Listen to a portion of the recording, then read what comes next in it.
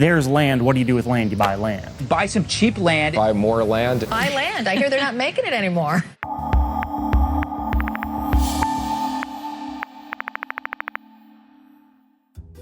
Land. Maybe you've seen it before, maybe you've stepped on it, maybe you're planning on buying some. Though that's increasingly unlikely, especially for anyone under the age of 35. In this economy? And yet, owning land remains inextricably linked to many people's idea of prosperity. It's part of the original American dream. But don't take my non-American word for it. Take it from land.com, a website that exists. Or take it from one of the least controversial parts of Gone with the Wind. Land is the only thing in the world worth working for, worth fighting for, worth dying for, because it's the only thing that lasts. We Australians have our own dream, creatively named the Australian Dream. There's also the mold-breaking New Zealand Dream. All of these dreams have traditionally been about owning a family home in a backyard on a quarter acre of land, and all of these dreams have at some point been declared dead because of how increasingly unattainable they are. Nevertheless, dreams are a powerful thing, and they've led to decades of urban sprawl, suburbanization, and the greatest form of architecture, McMansions. But the extent to which anyone can own land has always depended on where you are in the world. In China, citizens can own a home, but not the spot it's built on, because all land is owned by the state. In North Korea, the state owns not only the land, but all the houses and apartments built on it. There's a whole market for bribing officials to get favourable housing. A season of House Hunters I would most certainly be interested in watching. In Sweden, you can own land, but you might have to let strangers pitch a tent and sleep on it. Many parts of the world would call that adorable trespassing, but the Swedish call it the allemansrätten. The allemansrätten, yeah. Or every man's right. Another thing called allemansrätten, a line of food sold by IKEA. And that's not even a Swedish joke, it really is called that. Everyone's right to field, forest, and a fine meal of meatballs. Assuming you live in a country where you can own land, the boundaries of what you own aren't always clear. If you're a landowner from, say, the 13th to 18th century, you know the Latin phrase well, say it with me. Cuius est solum, eius est usque ad caelum et ad inferos. The principle that land extends all the way to heaven and all the way to hell, meaning landowners back in the day could have built some pretty sweet 1,000-story homes. But that changed in the 1700s, when people started flying in hot air balloons, only to realise their commute was going to be over somebody else's property. Gradually, the amount of air you can claim to own above your land has been decreasing, as we've invented new ways to fly through it, with the newest battleground a couple hundred feet above. As for mining beneath your property, most governments automatically own all the resources, but not in America, where you can build a DIY oil rig in your backyard, so long as you bought the mineral rights beforehand. When I pray and I walk where there's oil, I get chills from the top of my head to the bottom of my feet. I feel something right here. For much of early American history, buying land also bestowed certain other perks, like, say, getting to take part in democracy. Voting wasn't just a privilege for men, it was for men who owned property.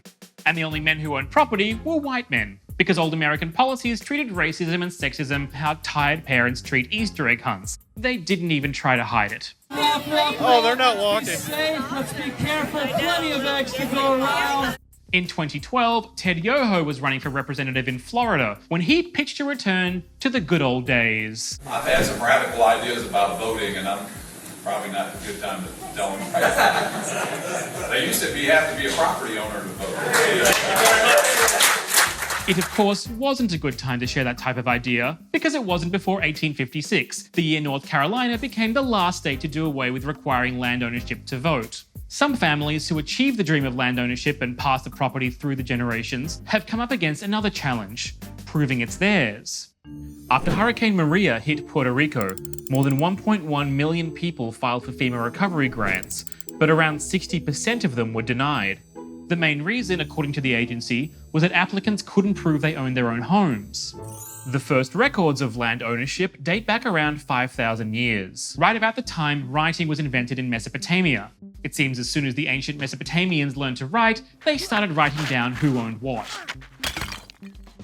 Back in 1066, the King of England distributed his land to his knights and nobles who would pay him or provide services like, say, riding into battle to keep that land. One of the first known examples of property tax.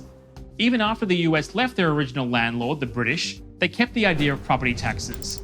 Instead of money going to the king, it went to the government.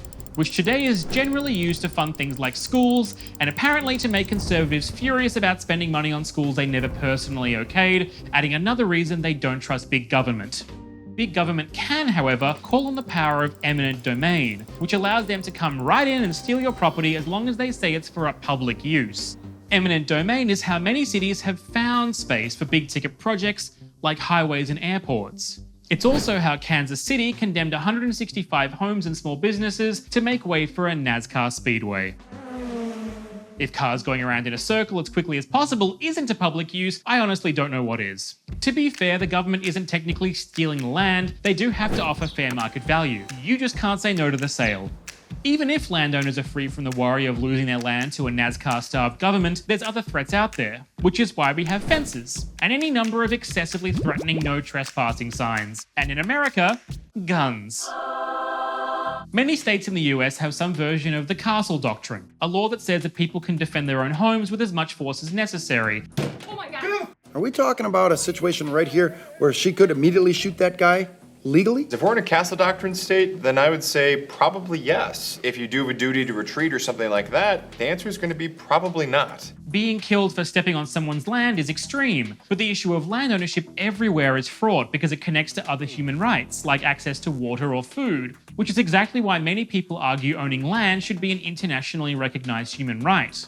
The UN dropped its attempts to include land ownership as a human right in the late 60s when countries couldn't agree on it. The Soviet Union saw it as an affront to communism, and decolonizing countries saw it as limiting their ability to remove colonizers. Countries still disagree on this today, and seeing as land is a finite resource inhabited by more and more people, it might be a good idea to work out how as many people can be guaranteed access to land as is feasibly possible. That is, until humanity completely gives up on this planet and we start our new lives on Mars, where we'll probably argue about land rights there too.